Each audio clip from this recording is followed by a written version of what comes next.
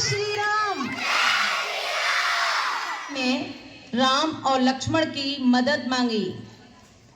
उन्होंने कहा, हे राजन, वन में राक्षस हमारे यज्ञ में विघ्न डालते हैं और हमें सताते हैं, इसलिए आप राम और लक्ष्मण को मेरे साथ यज्ञ रक्षा के लिए भेज दें। राजा दशरथ ने राम और लक्ष्मण को मुनि के साथ जाने की आज्ञा दे दी। वन में श्री राम और लक्ष्मण ने अनेक राक्षसों का वध करके ऋषियों के यज्ञ की रक्षा की। मिथिला के राजा जनक की एक पुत्री थी जिसका नाम था सीता। राजा जनक ने सीता के विवाह के लिए एक स्वयंवर रचा, जिसमें उन्होंने शिवजी के धनुष पर प्रत्यंचा चढ़ाने वाले के साथ सीता के विवाह की शर्त रखी। इस स्वयंवर में उन्होंने बड़े बड़े सभी राजाओं के साथ ऋषि विश्वामित्र को भी आमंत्रित किया। ऋषि विश्वामित्र राम और लक्ष्मण के साथ इस स्वयंवर में आए। बड़े बड़े राजाओं के साथ लंका का राजा रावण भी इस स्वयंवर में आया। शर्तानुसार सभी ने बारी बारी से शिव धनुष को उठाने का बहुत प्रयास किया, लेकिन वह उसे हिला भी ना सके।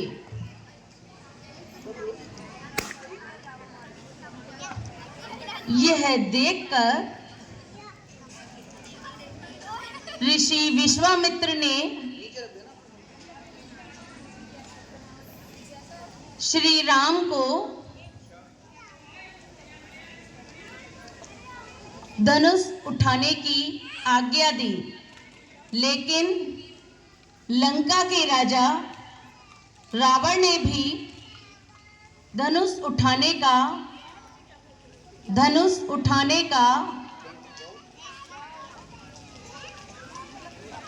बहुत प्रयास किया। वह भी इसे उठाने में असफल रहा। यह देखकर ऋषि ने श्री राम को धनुष पर प्रत्यंचा चढ़ाने की आज्ञा दी। श्री राम ने धनुष को प्रणाम कर एक ही बार में धनुष पर प्रत्यंचा चढ़ा दी और प्रत्यंचा चढ़ते ही धनुष टूट गया। यह देखकर राजा जनक अपनी शर्त के अनुसार सीता के विवाह की तैयारी करने लगे।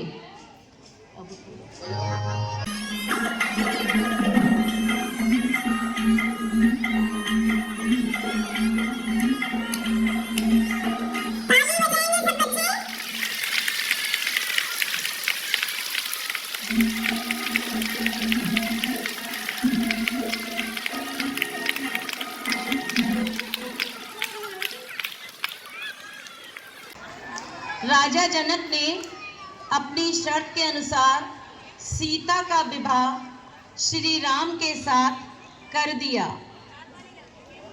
इसी के साथ लक्ष्मण का विवाह सीता की चचेरी बहन उर्मिला से, भरत का मांडवी से तथा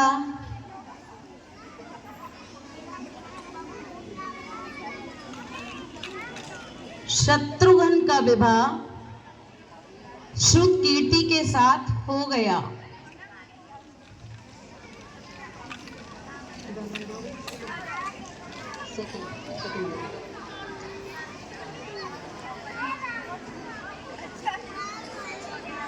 अयोध्या नगरी में श्री राम के विवाह के बाद अत्यंत खुशियां मनाई जाने लगी।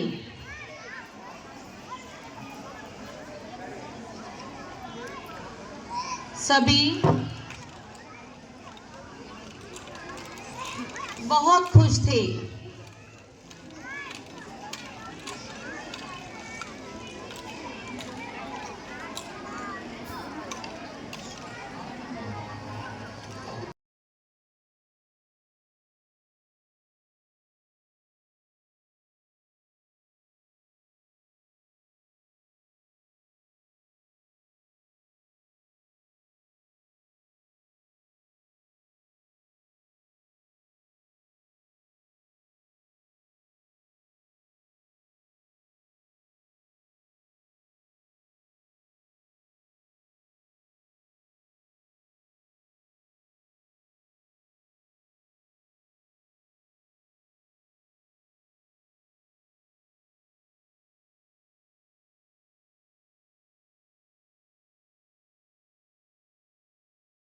इसी समय राजा दशरथ ने राम को राजा बनाने की बात अपनी रानियों को बताई कि अब वह समय आ गया है कि श्री राम को अयोध्या का राजा बना दिया जाए। यह सुनकर सभी रानियां बहुत खुश थीं और राज तिलक की तैयारियां करने लगे। श्री राम के राजा बनने की बात पूरे नगर में फैल गई। कैकेयी की एक प्रिय दासी थी, मंथरा।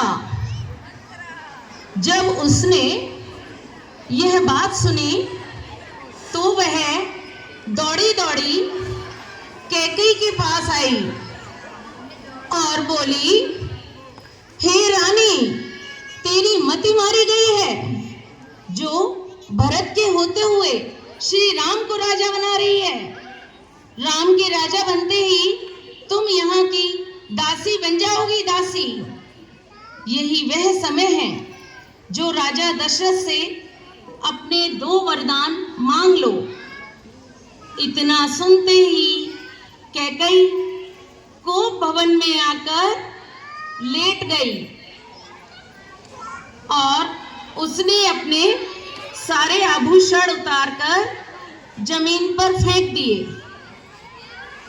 जब राजा दशरथ को इस अवस्था का पता चला तो वह सीधे कोप भवन में आए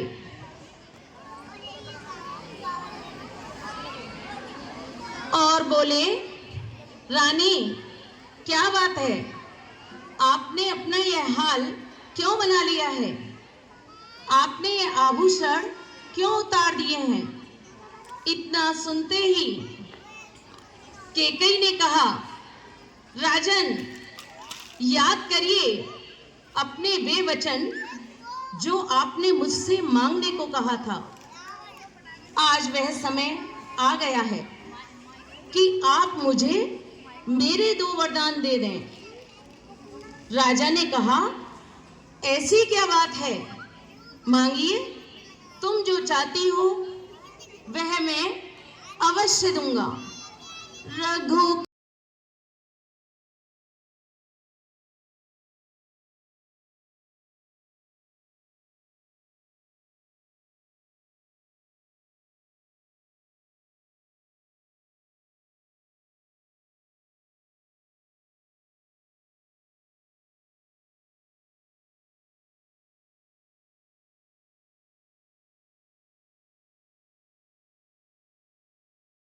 यह सुनते ही केकई ने कहा, तो सुनिए, पहले वचन में मुझे भरत के लिए राजगद्दी तथा दूसरे वचन में राम के लिए 14 बरस का वनवास चाहिए।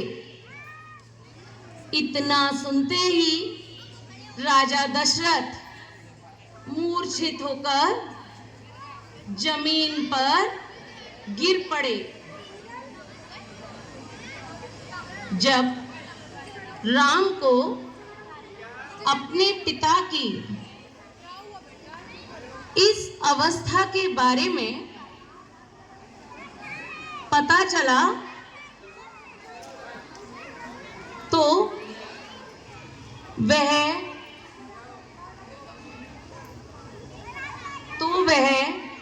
राजा दशरथ के पास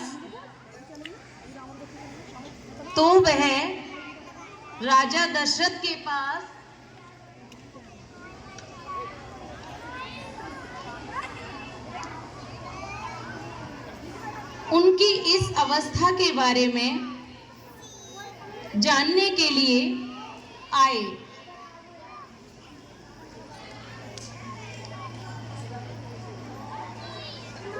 और अपने अचेत पिता को चेतन अवस्था में लाकर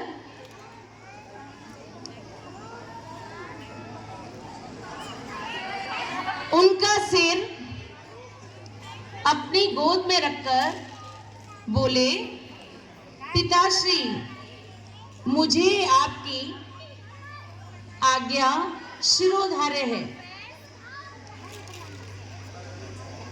उठिए, आप जैसा चाहेंगे मैं वैसा ही करूंगा। और इस प्रकार श्री राम, सीता और लक्ष्मण के सहित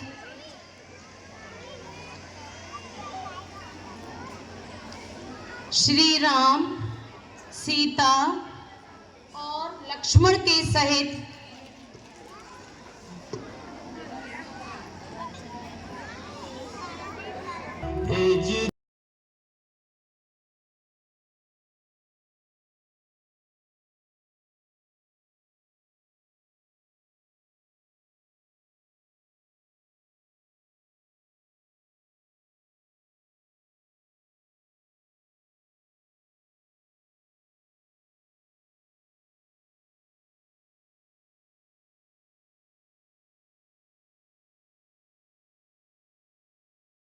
और इस प्रकार श्री राम और लक्ष्मण वन में राक्षसों का वध करते हुए चले गए और वहां जाकर एक पर्णकुटी बनाकर रहने लगे और कंदमूल फल खाकर जीवन यापन करने लगे।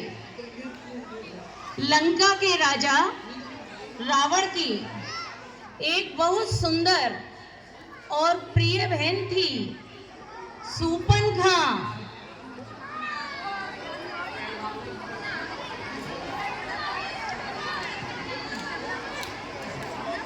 जब उसने राम और लक्ष्मण के बारे में सुना तो वह उनके रूप पर मोहित हो गई और एक सुंदर कन्या का वेश बनाकर राम की कुटी के आसपास घूमने लगी। तब उसने राम से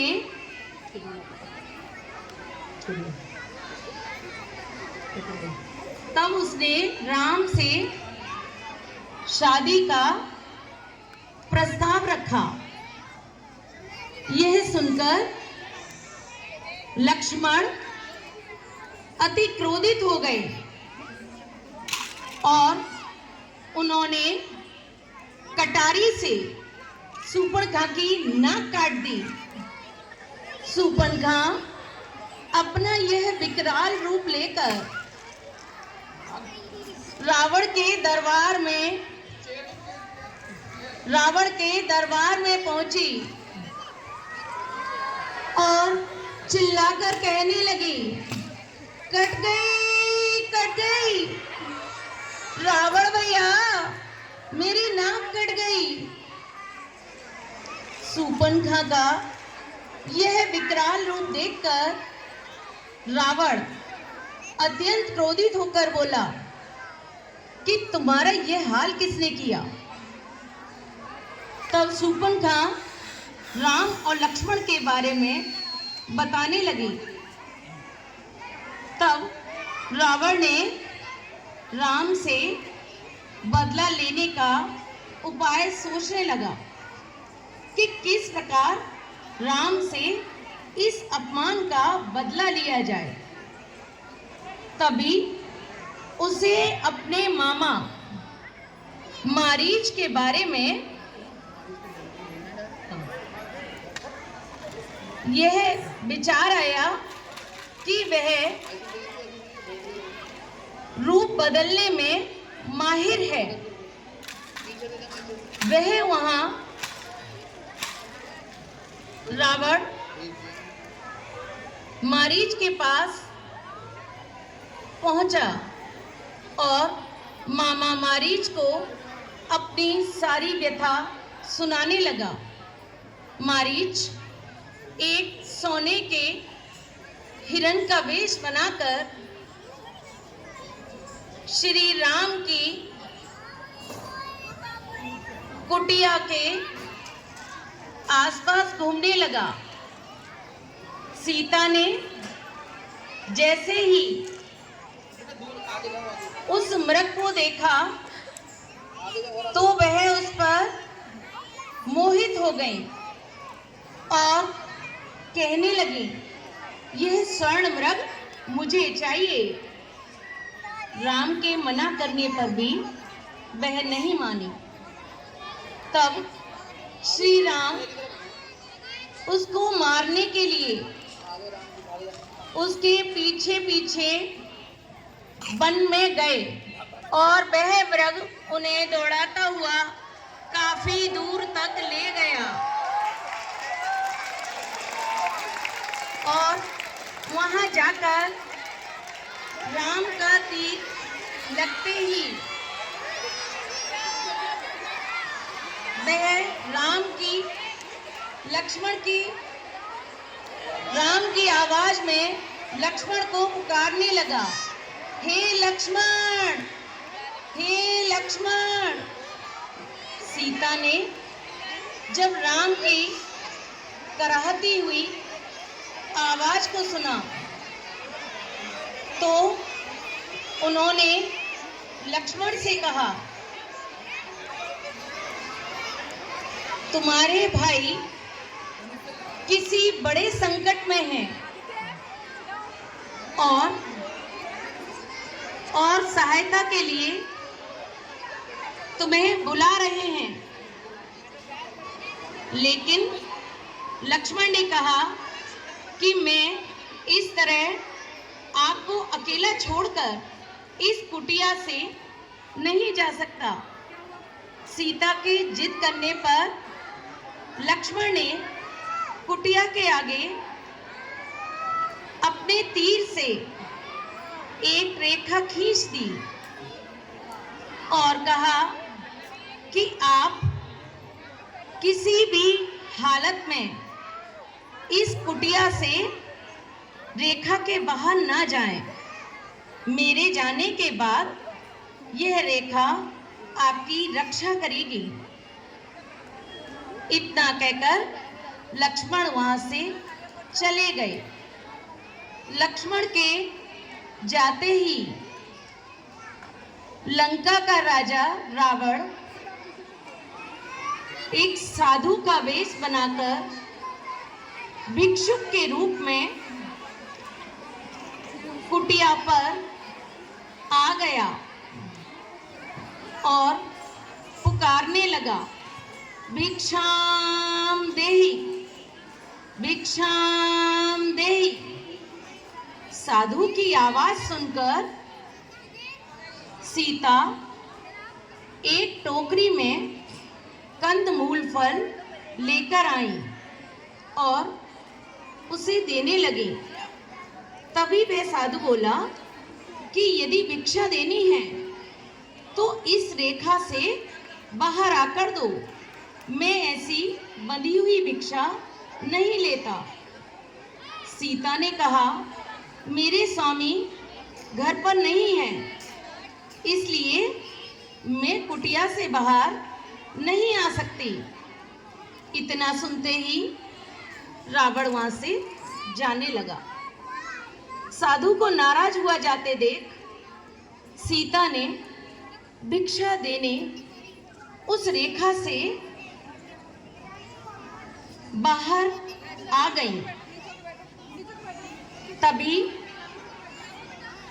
रावण अपने असली रूप में आ गया और ठहाके लगाकर हंसने लगा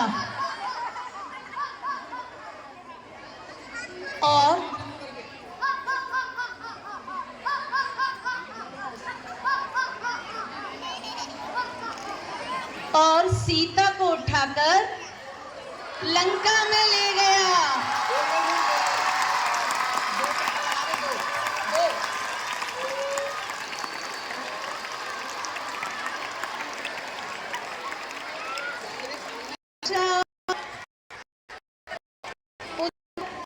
रावण ने सीता माता को वाटिका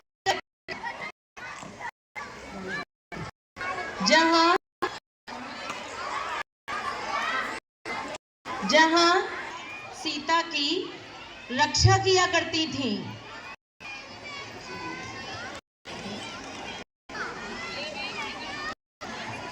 जब मारीच मारकर राम और लक्ष्मण कुटिया आए, तो उन्होंने कुटिया में सीता को नहीं पाया। यह देखकर राम विह्वल होकर रोने लगे और सीता की खोज में इधर-उधर घूमने लगे और सभी सीता के बारे में पूछने। तब ने जटायु को उठाकर उससे उसका हालचाल पूछा। जटायु ने श्री को सीता के अपहरण के बारे में बताया कि सीता को लंका का राजा रावण चुरा कर ले गया है और उसी ने मेरा हाल किया है। इतना कहते जटायु ने प्राण दिए। सीता को रावण ने मोह कराने की योजना सोचने लगे। तभी में उनकी मुलाकात हनुमान से हुई।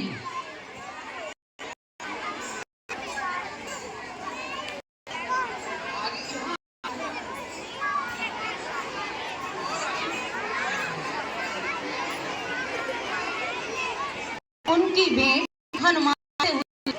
हनुमान ने उन्हें ग्रीव, अंगद,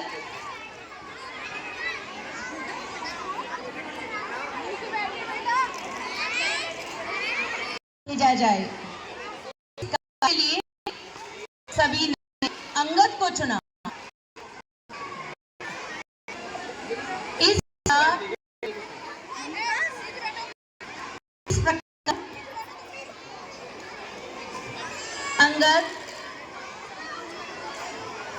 संधि प्रस्ताव लेकर रावण के दरबार में पहुंचे और कहा कि आप सम्मान सहित सीता मां को वापस लौटा दें, इसी में आपकी भलाई है। लेकिन रावण ने संधि प्रस्ताव को ठुकरा दिया। यह देखकर अंगद ने रावण से कहा कि यदि तुम्हारी सेना में बल है तो मेरा एक पैर ही हिलाकर दिखा दें। इस प्रकार अंगद अपना पैर जमाकर रावण के दरबार में बैठ गया। रावण ने अपने योद्धाओं को अंगद का पैर उठाने की आज्ञा दी, लेकिन कोई भी उसे हिला ना सका। यह देखकर रावण स्वयं उठकर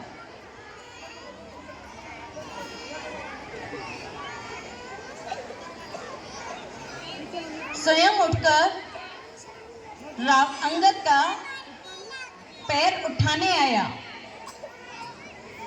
तभी अंगद ने पैर वहां से उठाकर कहा कि यदि पैर पकड़ने हैं तो श्री राम के पकड़ो, मेरे पैर पकड़ने से कोई लाभ नहीं है। और इस प्रकार अंगद वहां से लौट आए। अंगद के लौट आने के बाद हनुमान जी ने भी जाकर रावण को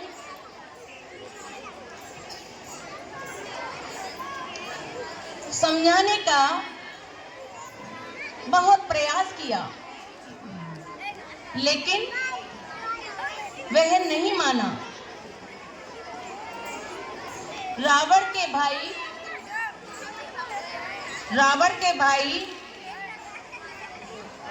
विभीषण ने भी उसे बहुत समझाया। रावण ने उसे भी लात मारकर लंका से बाहर कर दिया। अंत में राम रावण युद्ध की तैयारियां शुरू हो गईं।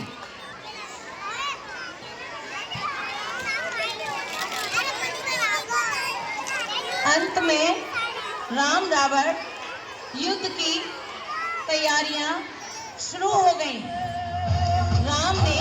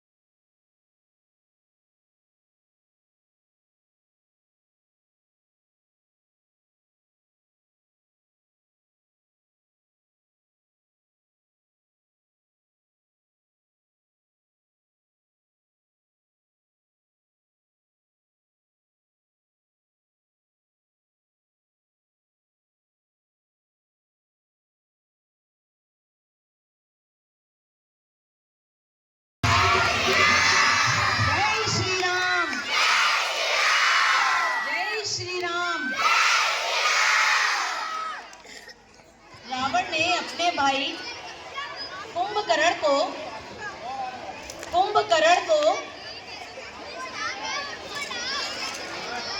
युद्ध के लिए भेजा।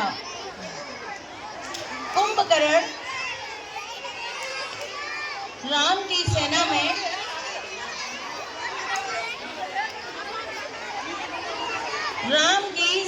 से बहुत वीरता के साथ लड़ा।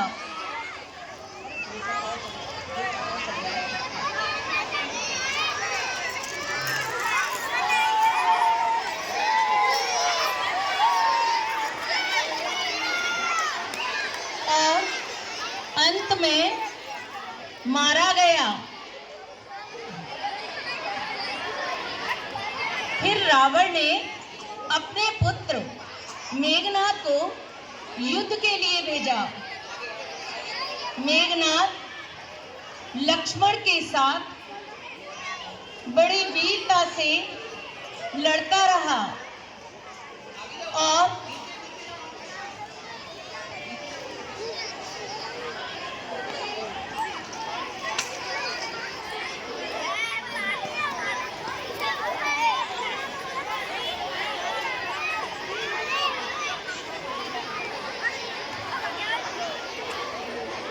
और वह भी युद्ध करते करते वीर गति को प्राप्त हो गया।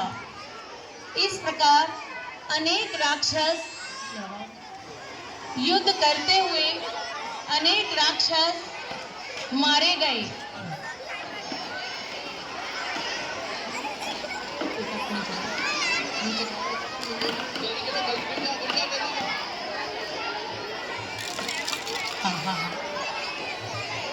लेकिन रावण ने फिर भी हार नहीं मानी और वह स्वयं राम की सेना में राम को ललकारता हुआ रणभूमि में आ गया।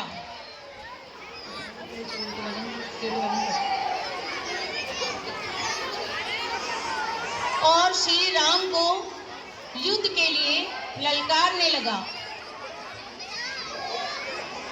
और वह बहुत वीरता के साथ राम के साथ युद्ध करता रहा।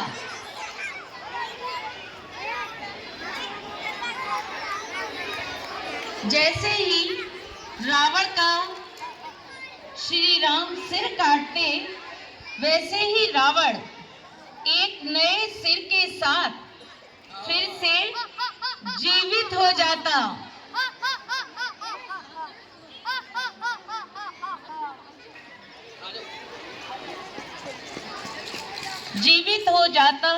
और राम से युद्ध करने लगता। अंत में विभीषण ने बताया कि रावण की नाभि में अमृत है। जैसे ही श्री राम ने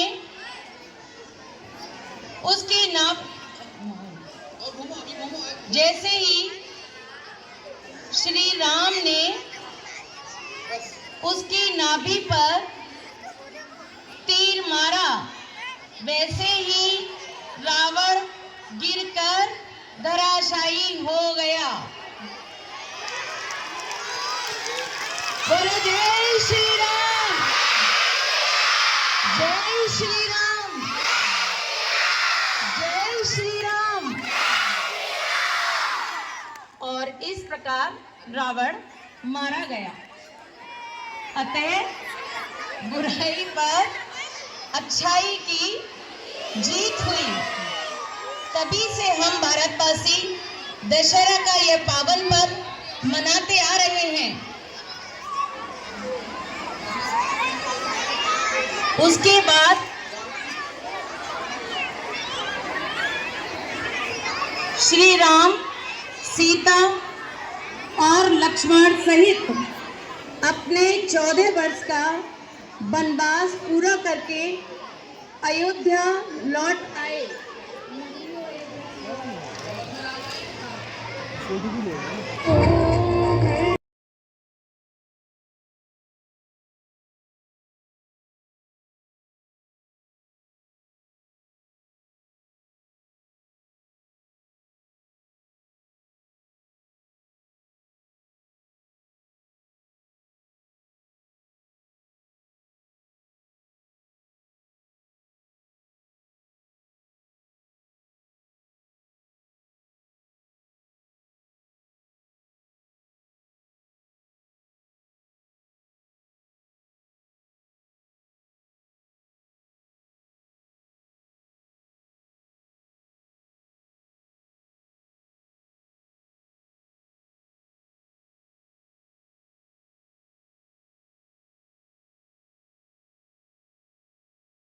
कोई नाचता है सबने घर घर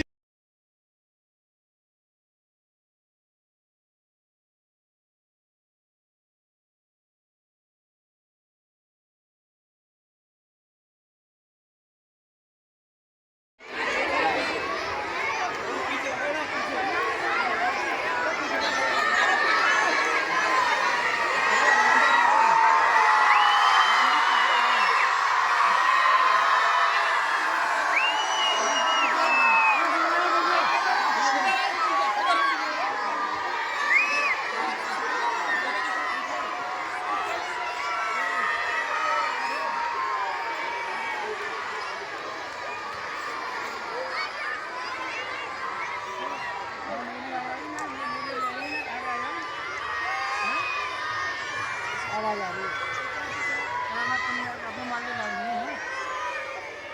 अरे जामे लगा यार, अरे आवाज आ रही है यार।